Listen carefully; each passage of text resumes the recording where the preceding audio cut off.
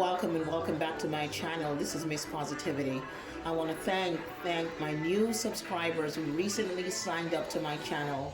Thank you so very much. I do appreciate the fact that you take the time of your busy schedule to watch my videos. I also want to thank my returning subscribers.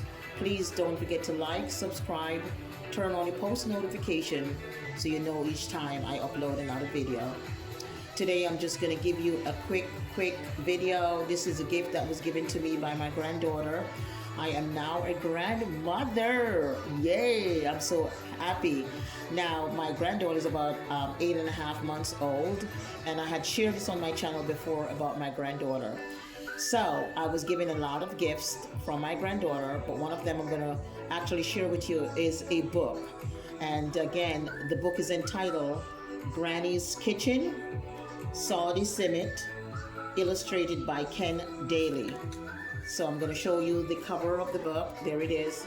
Let me know in the comments if you know about this book, if you've seen this book before. There it is. There it is.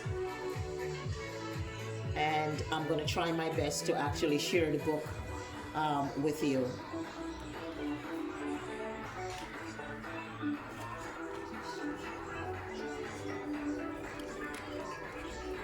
Alrighty, so here we go. So first of all, it says, Shelley-Ann lived on the beautiful island of Jamaica, where the sun is always shining and the weather is so sweet. Her grandmother had a lot of vegetables and fruit trees growing in her yard and all around her house. She even had a big mango tree.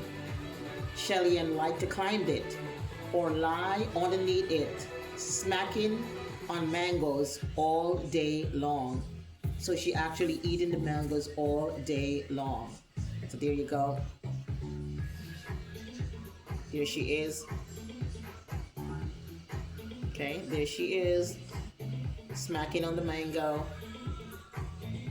Okay.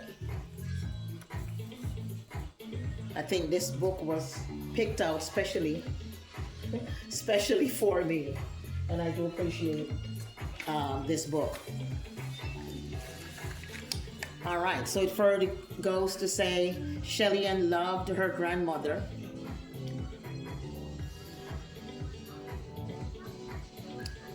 And her grandmother took her to the market to buy rice, which she would sometimes carry on her head. That always made Shelley-Ann laugh. She find it funny. Shelley-Ann loved her grandmother. In fact, Granny was Shelley-Ann's most favorite person in the whole wide world.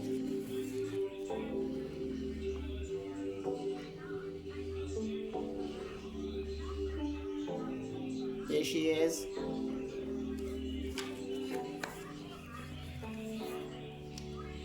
One afternoon, Shelley-Ann was picking vegetables in the garden when the scent of sweet peppers made her very hungry. So she went into the house to ask her grandmother for something to eat. Granny, how do you make dumplings? Shelley-Ann asked. Granny smiled and said, Gal, you better can cook. And she promised to teach her.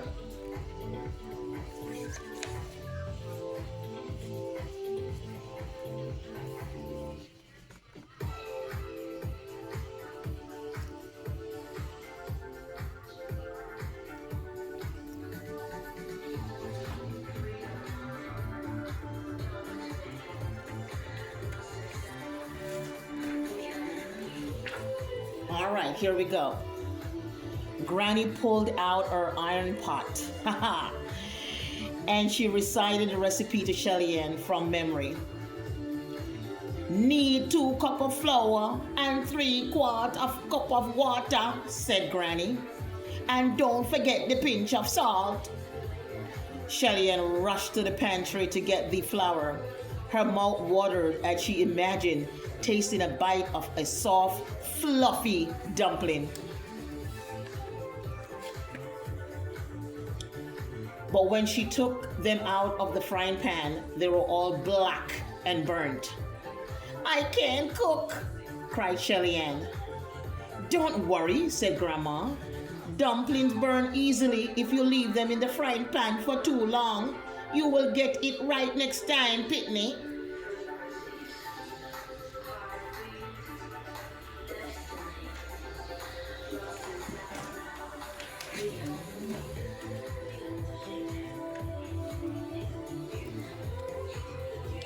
The next day, Shelly Ann was playing hopscotch on the sidewalk when she became hungry. Let me know in the comment how many of you know what hopscotch is. What is hopscotch? Do you call it hopscotch? So she went inside and asked her grandmother for something to eat. Granny, how do you make ackee? Granny replied, "Girl, you better can't cook." Granny pulled out her recipe card and read the instruction to Shelly Ann. Pick a recipe ackee that has split open on its own.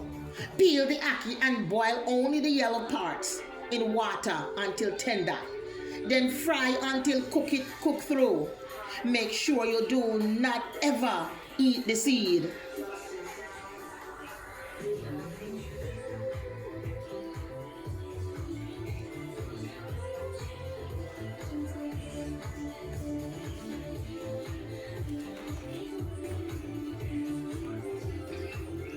The yellow ackee swirled around the pot until it was soft and tender.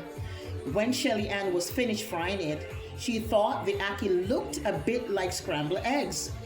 But when she took a bite, the ackee was too soft. I can't cook, cried Shelly Ann. Don't worry, said Granny.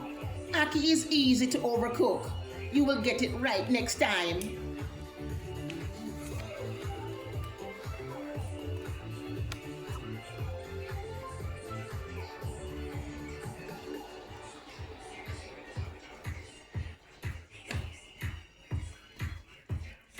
A few days later, Shelly Ann was skipping rope on the porch when her stomach rumbled. So she went to ask her grandmother for something to eat. Granny, how do you make a saltfish? Granny smiled and answered, Girl, you better can't cook.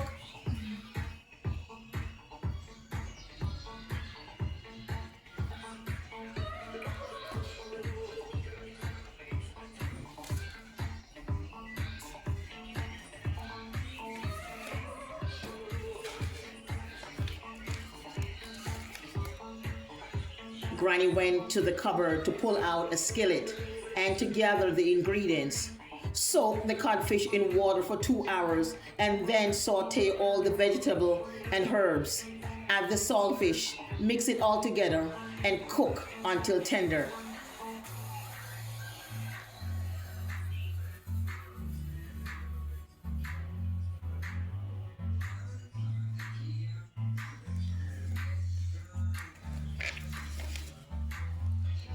The scent of the spices filled the entire kitchen. Shelly Ann was so excited to fry the fish, but when she took a bite, it was too salty. I can't cook, cried Shelly Ann. Don't worry, you will get it right next time, said Granny. The fish need to soak a long time to make it less salty.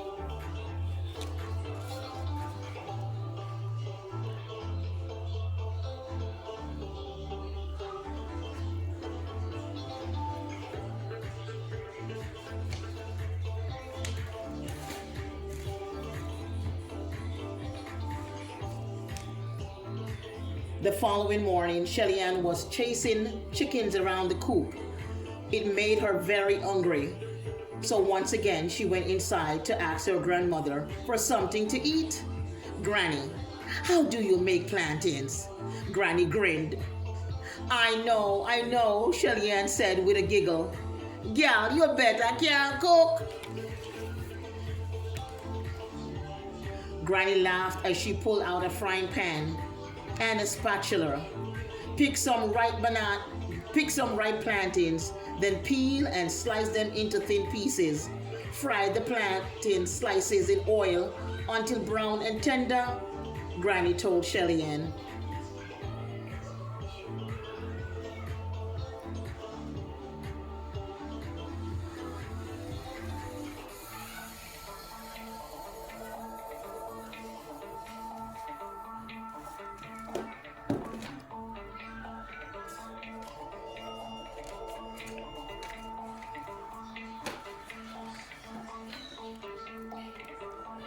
The slices of the plantain popped and sizzled in the oil, and Shelly Ann's mouth watered.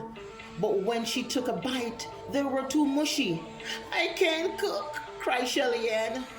Plantain slices need to be a little bit thinner, said Granny.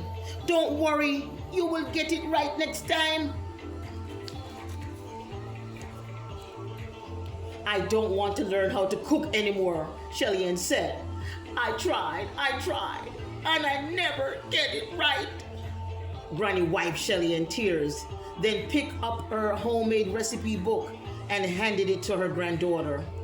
If you try and you don't succeed, try, and try again.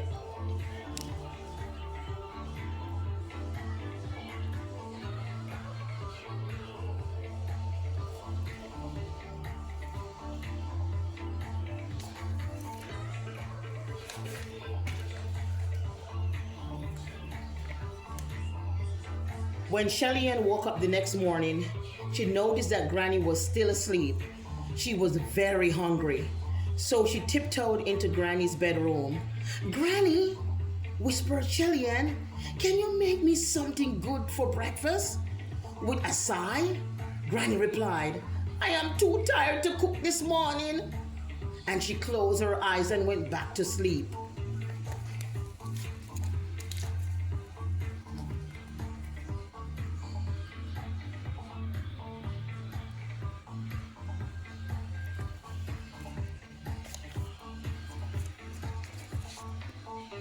Shelly Ann went into the kitchen table and sat down. She opened the recipe book to find old pictures of family and friends from the neighborhood enjoying Granny's prize-winning dumplings. The smiles on all their faces remind Shelly Ann how much joy Granny dumplings bring to everyone. It must have taken Granny a lot of practice to make the perfect dumpling, Shelly Ann said to herself. Then she became excited. I just have to try again, Shelly Ann said. And don't forget the pinch of salt. Thank you. I hope you enjoy this book. Don't forget to like, comment, subscribe, turn on your post notification so you know each time I upload another video. Thank you for watching.